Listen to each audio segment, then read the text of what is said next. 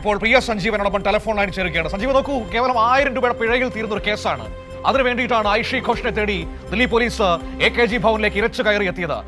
ജന്തർ മന്ദറിലെ വിദ്യാർത്ഥി സമരത്തിൽ തോറ്റു, ധർമ്മേന്ദ്ര പ്രധാൻ രാജിവെച്ചു പോകുന്നു. ഇതാ ഐഷി ഘോഷിനെ ജയിലിലടയ്ക്കാനുള്ള നീക്കവും പൊളിയുന്നു. അറസ്റ്റ് വാറന്റ് റദ്ദാക്കുകയാണ് കോടതി. അക്ഷരാർത്ഥത്തിൽ കേന്ദ്ര സർക്കാരും കേന്ദ്ര ആഭ്യന്തരമന്ത്രിയും ഒക്കെ മുഖം നഷ്ടപ്പെട്ടു നിൽക്കുകയല്ലേ നമ്മുടെ മുന്നിൽ?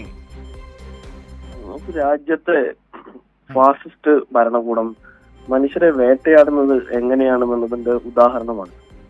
പ്രബീർ പുർക്കായസ്ഥ ആവട്ടെ, സഞ്ജീവ് ഭട്ട് ആവട്ടെ, ഇപ്പോഴും ജയിലിൽ കഴിയുന്ന സഞ്ജീവ് ഭട്ടും, ഭീമ കൊറേഗാവ് കേസിന്റെ പേരിൽ കൊല ചെയ്യപ്പെട്ട സ്റ്റാൻ സ്വാമി ഉൾപ്പെടെയുള്ള ഭരണകൂടം നേതൃത്വം കൊടുത്ത് കൊലപ്പെടുത്തിയിട്ടുള്ള എല്ലാ മനുഷ്യരും, പ്രത്യേകിച്ച് സംഘപരിവാർ അവരുടെ വിദ്വേഷ രാഷ്ട്രീയം അതിനെ ചോദ്യം ചെയ്ത മനുഷ്യരെയും അതിനെ ഇല്ലാതാക്കാൻ പ്രവർത്തിച്ച മനുഷ്യരുടെയും ഇന്ത്യ എന്ന ബോധത്തെ ഉയർത്തിപ്പിടിച്ച മനുഷ്യരെ നേരിടുന്ന വിധമാണ് ഇവിടെ അനാവരണം ചെയ്യപ്പെട്ടത്. എങ്ങനെയാണ് നേരിടുക? ഇല്ലാത്ത കേസ് ചാർത്തപ്പെടും, അനാദികാലത്തേക്ക് ജയിലിലടക്കപ്പെടും, ചിലപ്പോൾ വെടിവെച്ച് കൊല ചെയ്യപ്പെടും. അങ്ങനെ ആ നിലയിലേക്ക് രാജ്യത്ത് അവർക്കെതിരെ ശബ്ദിക്കുന്നവരെയും അവർക്കെതിരെയുള്ള ബോധം ഉയർത്തിക്കൊണ്ടുവരുന്ന മനുഷ്യരെയും നേരിടുന്ന വിധമാണിത്. ജനാധിപത്യം എന്തെന്ന് അവരോട് ചോദിച്ചാൽ അവരെ സംബന്ധിച്ചിടത്തോളം ആ കാഴ്ചപ്പാട് തന്നെ ഇന്ത്യയിൽ ഇല്ലാതാവണമെന്നുള്ള ആവശ്യവും അതുമായി മുന്നോട്ട് പോകുന്നവരുമാണത്. അതുകൊണ്ട് തന്നെ അവരിൽ നിന്ന് ഇതിനപ്പുറവും നമ്മൾ പ്രതീക്ഷിക്കണം എന്നുള്ളതാണ്. അതുകൊണ്ട് തന്നെ സംഘപരിവാറിന് ഇനിയും ഒരുപാട് തിരിച്ചടികൾ കാത്തിരിക്കുന്നു എന്നുള്ളത് തന്നെയാണ് ഞങ്ങൾ. പക്ഷേ താങ്കൾ കരുതുന്നുണ്ടോ ഇപ്പോൾ കോടതിയിൽ നിന്ന് ഈ തിരിച്ചടി ഉണ്ടായാലും അവർ അടങ്ങിയിരിക്കുമെന്ന്? തീർച്ചയായും ഇല്ല. കോടതി വ്യവഹാരങ്ങളെ സംബന്ധിച്ച് നമുക്കറിയാലോ. ഇന്ത്യ മഹാരാജ്യത്ത് ഇരുന്നുകൊണ്ട് കോടതി വ്യവഹാരങ്ങളെ കുറിച്ച് നമുക്ക് പ്രതീക്ഷ അർപ്പിക്കാം എന്നല്ലാതെ, ഒരു പരിധി വരെ എന്നല്ലാതെ, എന്താണ് ഇന്ത്യയിലെ നീതിന്യായ കോടതികളുടെ ഇന്നത്തെ അവസ്ഥ.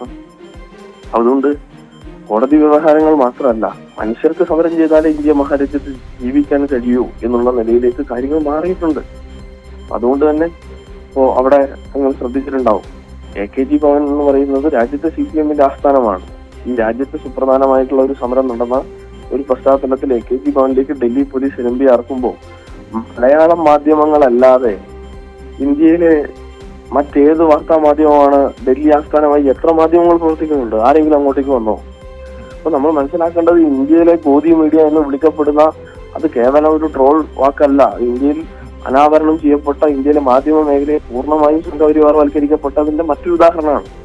ഇപ്പൊ കേരളത്തിലെ മാധ്യമങ്ങൾ ഡൽഹി ആസ്ഥാനമായി പ്രവർത്തിക്കുന്നുണ്ടെങ്കിൽ നമ്മൾ ആ വാർത്ത അറിഞ്ഞത്, അല്ല എങ്കിൽ കേരളവും അതറിയില്ല.